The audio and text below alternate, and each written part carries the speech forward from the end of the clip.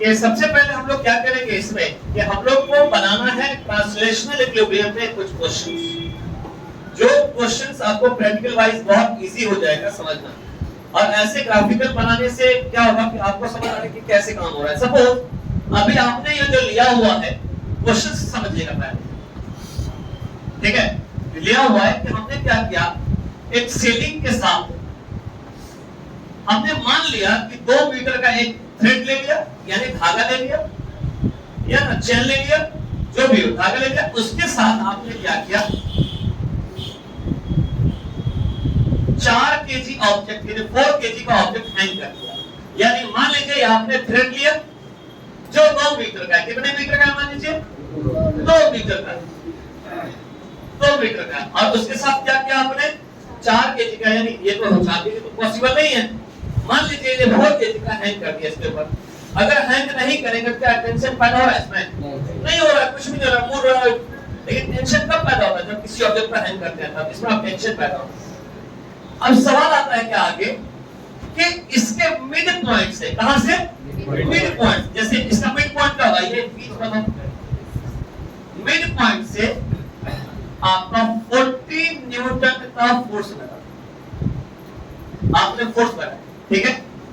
तो बताइए कि ऑब्जेक्ट जो है find the direction, find the direction of thread from original position. हमें पता करना है कि हमारा जो थ्रेड अभी ओरिजिनल जगह पे, ओरिजिनल है, अगर इसमें के इसके बीच से 40 न्यूटन का फोर्स लगाएंगे तो क्या ये आपका थ्रेड वैसे ही रहेगा क्या? नहीं, इसका डायरेक्शन चेंज हो जाएगा। अब चलिए आप सवाल समझ आप सभी लोग, अब सवाल का जवाब समझिए। इंडिकेशन, आपने सेलिंग ले लिया, सेलिंग लेने के बाद आपने क्या किया, उसमें थ्रेड लगा दिया, थ्रेड लगाने के बाद उसके मिड पॉइंट से आपने 40 न्यूटन का फोर्स लगाया, जिसकी वजह से इसके एंगल में बदलाव आ गया। तो बताइए कितना एंगल में बदलाव आया? तो चलिए हम स्टार्ट करते हैं। क्या मिड पॉइंट से लगा दिया, हमने मिड पॉइंट से लगाया। अब देखिएगा इसका डायग्राम कैसे बनेगा। मिड पॉइंट से कुछ नहीं करना, आपको सीधा सीधी फोर्स लगाना है, लगा दिए। अब ये डायग्राम कैसा हो गया हमारे पास? पहले क्या था, ओरिजिनल ऐसे था, पहले ओरिजिनल ऐसे था, और ओरिजिनल पोजीशन से क्या हुआ, इसी फोर्स के 40 न्यूटन का फोर्स लगा, लगने के बाद इसका जो हमारे पास क्या हुआ, डायरेक्शन चेंज हो गया, ठीक है। यानी ये वाला जो डायरेक्शन है, ये डायरेक्शन निकालना, एंगल ये वाला निकालना। अपने ओरिजिनल से कितना एंगल चेंज हो गया, जब अगर मैं 40 न्यूटन का फोर्स लगा तब, तो मतलब हमको ये एंगल निकालना है। तो डायग्राम अब कैसे बनेगा, ऐसे बनेगा। तो देखिए इसमें भी टेंशन पैदा हो रहा है ना, इसमें भी टेंशन पैदा हो रहा है, ठीक है। चलिए हम लोग डायग्राम समझते हैं, इसमें बनाते हैं। इसका मतलब ओरिजिनल पोजीशन इसका ऐसे था, जब 40 न्यूटन का फोर्स लगाए तो ये ऑब्जेक्ट कैसा दिखने लगा, ये आपको ऐसा दिखने लगा, हाँ या ना। ये 4 केजी, आपको पता है कि इसमें भी टेंशन पैदा हो रहा है, इसमें भी टेंशन पैदा हो रहा है, ठीक है। इस पॉइंट से, इस जगह से हमारा 40 न्यूटन लगा है, ठीक है, फोर्स। तो बताइए कि ये अपने ओरिजिनल पोजीशन से कितना एंगल चेंज हुआ, यही मालूम करना है। बात समझ लो। अच्छा, हमारे पास ये इससे कितना दूर चला गया, ये 90 डिग्री हो गया हमारे पास। आप सबको मालूम है कि एंगल के सामने वाला लाइन क्या कहलाता है, परपेंडिकुलर, मालूम है ना। तो जिधर दोनों साइड है वो क्या कहलाएगा, बेस, और जिधर ये हमारा क्या कहलाएगा, हाइपोटेन्यूज। अच्छा, एक बात ये भी है कि हमारा ये जो लाइन है, ये लाइन हमारा जो है, ये लाइन इस लाइन के बराबर है कि नहीं, क्योंकि जिस डायरेक्शन में ये लाइन है उसी डायरेक्शन में ये भी लाइन है। इसका मतलब ये जो होगा, ये वाला पोजीशन इस पोजीशन के बराबर है, मतलब इसकी जितनी वैल्यू आएगी उतना ही इसकी वैल्यू आएगी, हाँ या ना। सारा काम कहां पर हो रहा है, इस पॉइंट पर। अगर इस पॉइंट को हम छेड़छाड़ नहीं करते, फोर्स नहीं लगाते, तो क्या ये इधर इतना काम होता? इसका मतलब है कि सारे का जड़, जितने भी सारे का जड़ इस जगह पर, ठीक है। तो चलिए हम लोग निकालते हैं। अच्छा एक बात बताइए, इस पे लगने वाला फोर्स, टेंशन छोड़िए, इसका कितना फोर्स हो जाएगा, mg, पढ़े थे ना आपने, क्या पढ़ा था, mg, m मतलब मास कितना हमारे पास 4, g मतलब क्या हो गया 10, तो कितना न्यूटन लग गया हमारे पास 40। चलिए ठीक है, ये आपका 40 न्यूटन का इधर ग्रेविटी का फोर्स लग रहा है। डायग्राम समझ समझे आप सभी लोग? क्लियर समझा रहा बात?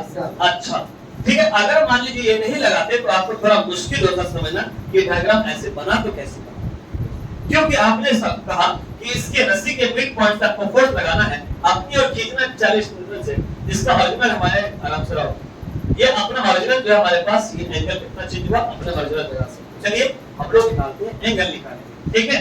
तो चलिए सर स्टार्ट करते हैं। पहले हमको सॉल्व करना है, स्टार्ट करना है। हमको जो है sin थीटा लगा देना, क्योंकि हमें p की वैल्यू नहीं मालूम है, b की नहीं मालूम है, h की तो मालूम है। sin थीटा बराबर क्या होता है हमारा p/h। तो sin थीटा परपेंडिकुलर की वैल्यू क्या हो जाएगी हमारी, ठीक है? कुछ नहीं मालूम है तो p, h की वैल्यू क्या हो जाएगा t, तो p बराबर क्या हो जाएगा हमारे पास क्रॉस मल्टीप्लिकेशन करते हैं t sin थीटा, आया ना? अच्छा यानी इसका मतलब है जो p की जो वैल्यू है, मतलब ये जो लाइन है, ये जो लाइन है परपेंडिकुलर की लाइन, इसकी वैल्यू कितना है हमारे पास p sin थीटा, आया ना? अब हमको निकालना है cos थीटा। cos थीटा का फार्मूला क्या होगा हमारे पास p/h। तो cos थीटा बराबर p की वैल्यू क्या है हमारे पास, कुछ नहीं है, h की वैल्यू क्या है t, तो क्रॉस मल्टीप्लिकेशन करेंगे तो क्या हो जाएगा p = p cos थीटा, आया ना?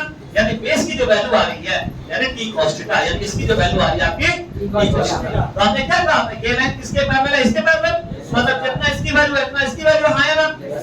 ठीक है। अब थोड़ा सा इस सब को मिटा देते हैं क्योंकि हमें अब इसकी जरूरत, यानी ये लाइन इस लाइन के बराबर। अच्छा एक बात पता चला हमारे पास कि हमारे पास आपने पढ़ा कि फ्री बॉडी डायग्राम बनाएंगे, फिर एक्स एक्सिस है फिर वाई एक्सिस है, इसके लिए मैं पिक्च पैदा कर रहा हूं, बहुत आसान हो जाएगा बिटा दो में।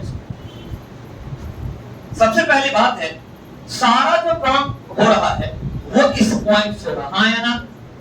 आया ना? इस पॉइंट से हो रहा। इधर लगने वाला, इस पॉइंट से ऊपर लगने वाला कितना हमारे पास है p cos थीटा, नीचे लगने वाला कितना हमारे पास है 40, आया ना? नीचे लगने वाला 40, इधर लगने वाला कितना हमारा 40, इधर लगने वाला हमारा कितना है p sin थीटा। याद रखिएगा ट्रिक्स, ये बहुत काम आएगा।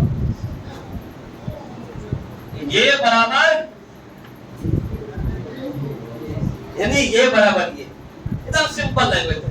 मतलब अगर x एक्सिस की बात कर रहे हैं तो मतलब x एक्सिस की बात करेंगे तो ये बराबर ये हो जाएगा, मतलब कि यानी कि हम x एक्सिस की बात करेंगे, x एक्सिस की बात देखिएगा, x एक्सिस में क्या इधर 40 है, इधर t sin थीटा है, तो हमने क्या कहा ये बराबर ये, तो ये बराबर ये, मतलब t sin थीटा किसके बराबर हो जाएगा 40। अगर ऐसे भी करते ना हमारे पास तो t sin थीटा प्लस -40, क्योंकि डायरेक्शन अपोजिट है दूसरे के लिए, ठीक है? अगर ऐसे करते कि सम ऑफ फोर्स तो कैसे लिखते इसको t sin theta plus -40 is equal to 0, total force 0 के बराबर x एक्सिस।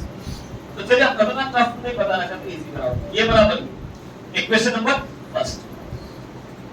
अच्छा फिर हमने क्या कहा ये बराबर ये वाला काम हो गया हमारा, तो अब ये वाला करें तब क्या हो जाएगा हमारे पास p cos थीटा किसके बराबर हो जाएगा, इक्वेशन नंबर 2 डिवाइड कर दीजिए, डिवाइडिंग 1/2,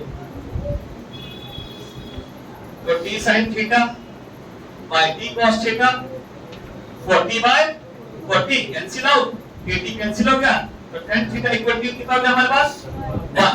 अब आपको पता है हमारे पास tan थीटा 1 कितने एंगल में आएगा 45 में, है ना? तो थीटा कितना एंगल के बराबर हो जाएगा, मतलब जब हम 40 न्यूटन का फोर्स लगाएं तो हमारा कितना एंगल चेंज हुआ, कितना एंगल चेंज हुआ, एक बार क्लियर है कॉन्सेप्ट, क्लियर है? डन।